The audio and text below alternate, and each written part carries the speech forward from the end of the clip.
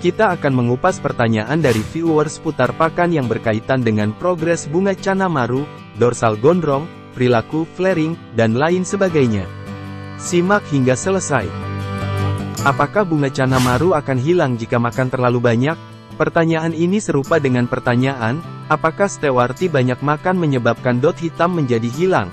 Berdasarkan pengalaman kami hingga saat ini, tidak ada bukti yang terlihat jika pola dot hitam pada Channa Stewarti ataupun bunga pada Channa Marru akan hilang jika ikan ini makan terlalu banyak. Ditinjau dari sisi sains ataupun ilmiah, pola dot dan karakter warna sisik pada ikan, termasuk Channa Stewarti dan Channa Marru, paling dominan dipengaruhi oleh faktor genetik dan lingkungan. Pola dan warna pada ikan biasanya merupakan bagian dari ciri khas spesies tersebut dan diprogram oleh genetika ikan. Makan terlalu banyak tidak akan secara langsung mempengaruhi pola dan warna ikan, terutama jika pola tersebut sudah menjadi bagian dari karakteristik spesiesnya. Perubahan pola atau warna pada ikan pada umumnya lebih berkaitan dengan proses pertumbuhan, reproduksi, ataupun kondisi kesehatan ikannya.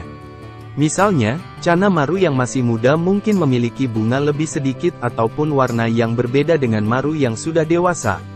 Penting untuk diingat bahwa setiap individu ikan Channa dapat memiliki perbedaan dalam bunga, dot, ataupun warnanya, dan ini merupakan hal yang normal dalam populasi ikan. Mengapa Channa Marru pas direkam dengan kamera tidak mau flaring? Ikan Channa adalah ikan predator yang memiliki sikap agresif terutama ketika melindungi wilayahnya ataupun saat merasa terancam. Flaring adalah perilaku di mana ikan membuka siripnya dengan lebar terutama sirip dorsal dan sirip anal, untuk menunjukkan dominasi dan intimidasi kepada ancaman ataupun lawan. Jadi, ada beberapa faktor yang dapat mempengaruhi apakah ikan Channa akan mau flaring ketika didekatkan dengan benda tertentu. Pertama, kondisi lingkungan.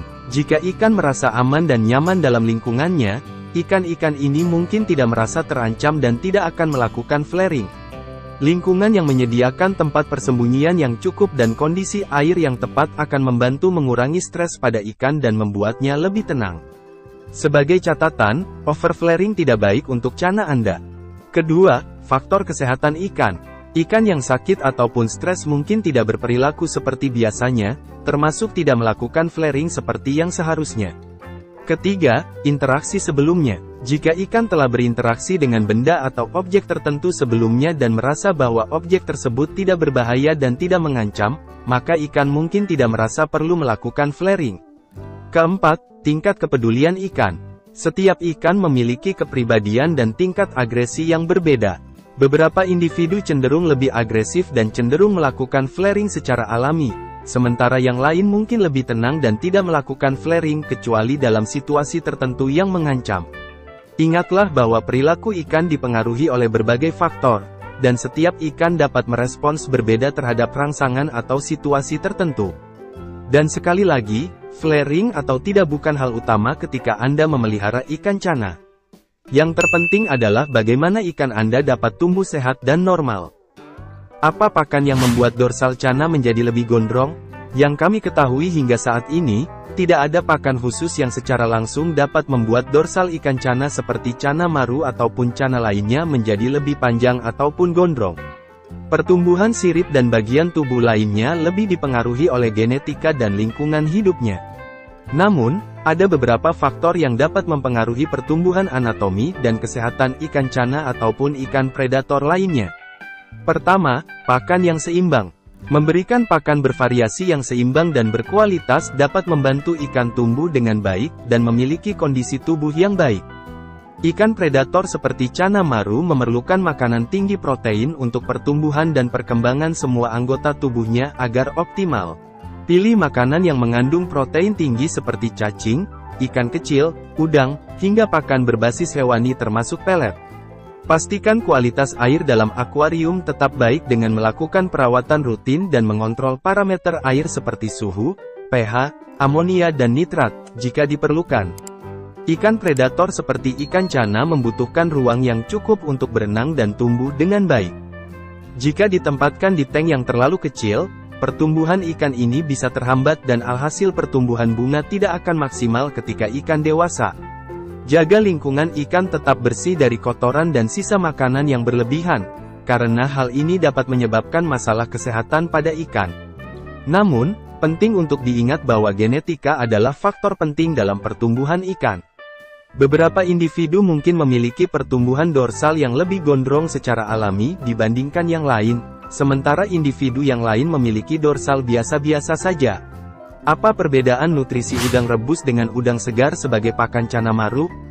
Perbedaan nutrisi antara udang rebus dan udang segar terletak pada perubahan kimia yang terjadi selama proses memasak, terutama karena rebusan bisa mempengaruhi beberapa komponen nutrisi.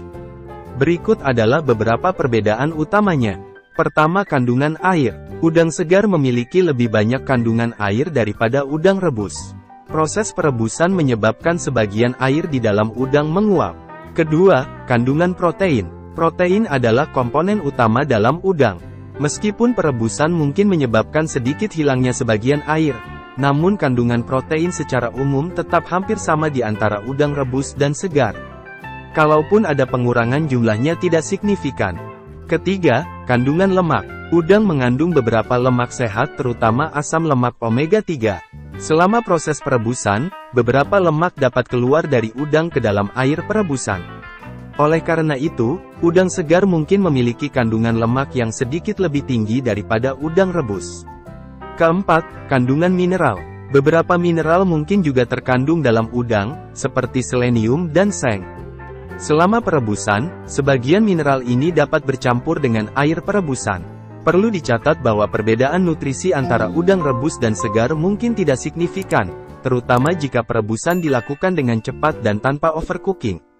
Kelebihan dari udang rebus tentunya lebih bebas dari patogen.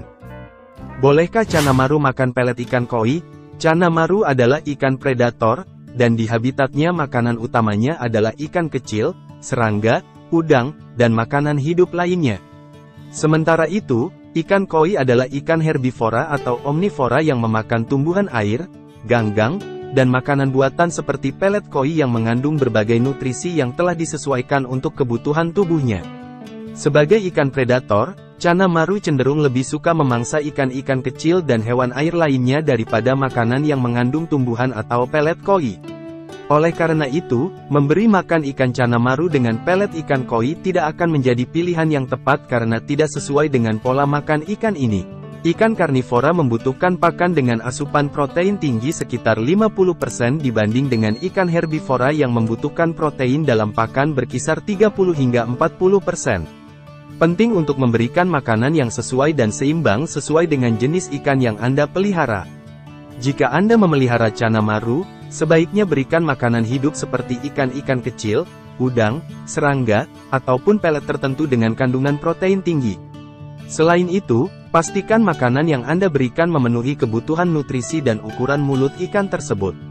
Kita wajib memahami kebiasaan makan dan kebutuhan nutrisi spesies ikan yang Anda pelihara agar ikan-ikan ini dapat tumbuh dengan baik dan sehat. Bila Anda memiliki jawaban ataupun pengalaman lain seputar pertanyaan di atas, berikan tanggapan Anda di kolom komentar. Ingatlah untuk menjawab dengan sopan tanpa membuli yang bertanya. Terima kasih.